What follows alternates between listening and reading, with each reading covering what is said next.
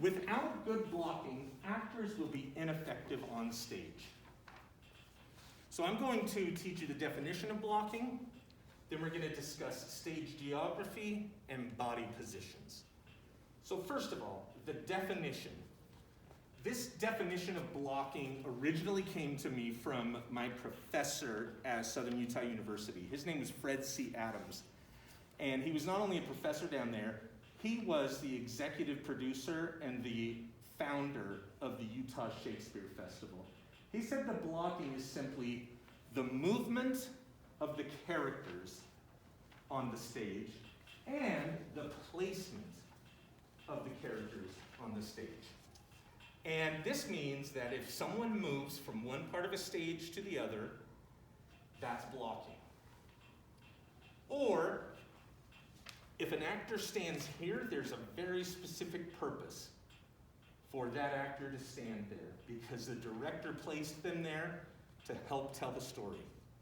So anytime you look at where someone is standing, where someone moves to, and where they stop, that's blocking. It's as simple as that, but it can be done poorly or it can be done well. So I want to talk about some of the ways that it can be done well. The first one is making sure that you understand stage geography. Stage geography, simply explained, is where you are standing on the stage. This is a quote from Jim Davis, who is the professor at Weber State University in their theater department. And he kind of breaks it down into 9 places in terms of where people are standing on stage. So if you look at this as a diagram of the stage, you've got 9 sections. This is the audience down here. Can anybody tell me what we call this side of the stage? Anyone want to guess? Yes? Stage right? That's correct. Did anybody think stage left in their mind? Probably because it's on your left, right? But this is stage right, and this is stage left. That's because we name these places according to the actor's perspective. So if I move over here, I'm moving to my left. It's called stage left. If I move over here, I'm moving to my right. It's called stage right. So what do we call this center section? Center stage. Very good. Can anybody tell me what we call this section of the stage?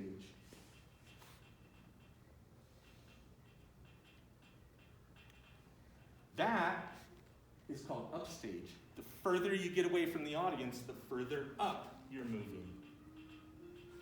So this part is called what? Downstage. That's right. The closer you get to the audience, the further down you're moving.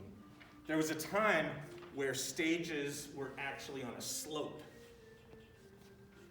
because that made it easier for the audience to see the characters on the stage. Now audiences are on a slope. But you would literally go down the slope as you got closer to the audience. So we abbreviate all 9 of these spaces. What would USC stand for? The upper center stage. Upstage center. USC, very good. USR, upstage right. USL, upstage left. So you just name all of these places accordingly. This one's abbreviated CSR, center stage right, center stage left. We just call this center stage. It would be redundant to call it center stage center. And then downstage right, downstage center, downstage left. Very intuitive once you understand left, right, up, and down. But knowing where you're supposed to stand is important. Because if you just go out there and stand wherever you want, you might be standing in front of another actor, you might be standing behind a piece of scenery. You have to know where you're standing on stage. That's stage geography. Even my advanced students in theater struggle with this sometimes. I was blocking a scene the other day, and I said, I need you to stand on stage left. And I had my advanced theater student had to do this.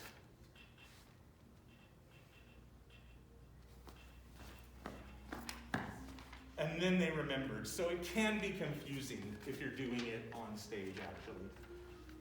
The other thing you need to understand is body positions. I need a volunteer for this one. Body positions. Thank you. Landon, come on up. Body positions are simply how you are standing on stage. So if you know where you're standing on stage, you need to know how you're standing on stage. Landon, will you come stand center stage? Good job. Notice how he faced the audience. There are actually 8 different positions on how you can stand on stage. I know that sounds excessive. Why would we need 8 different ways to stand? But they all help tell a story. Every single one of them.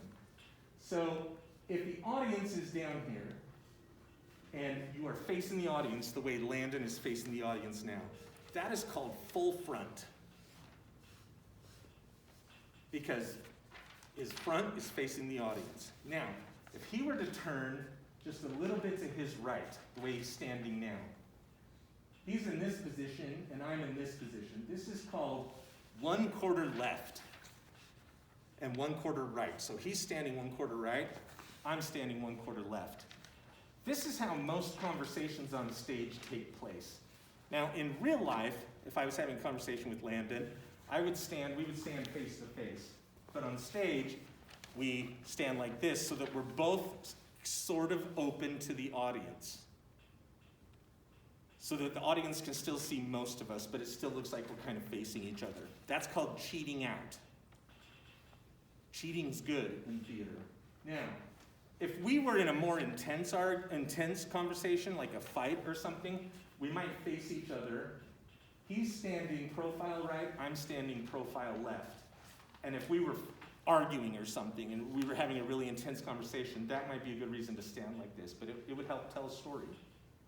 Now, turn and face up that direction. Okay, you're standing full back now. I want you to turn just a little bit, yeah. So he's now standing 3/4 to his right. And if he were to turn around the other way, it would be 3/4 left. He would want to do this if he was trying to bring the audience's focus towards me. If he and I were having a conversation and it was important that everybody in the audience was looking at me, he might turn up stage and watch me while I was speaking. So that would be a reason to turn 3/4 to his right. Another reason for him to do that is if I was standing down here, turn 3/4 left, or 3/4 right, sorry. Now, fold your arms and look over your shoulder at me. Look over your downstage shoulder at me. And I'm standing 1/4 left. What story does this tell? We're having a fight, right? Good job. Very seldom do you want to turn full back, but every once in a while, if you have a really good reason to turn full back, if you were trying to take complete focus off of him and have him leave the scene, we might turn him full back or have him leave the stage completely. All right, give Landon a round of applause. So those are the 8 different positions. 1, 2, 3, 4, 5, 6, 7, 8. So without good blocking, as you can see, actors will be ineffective on stage.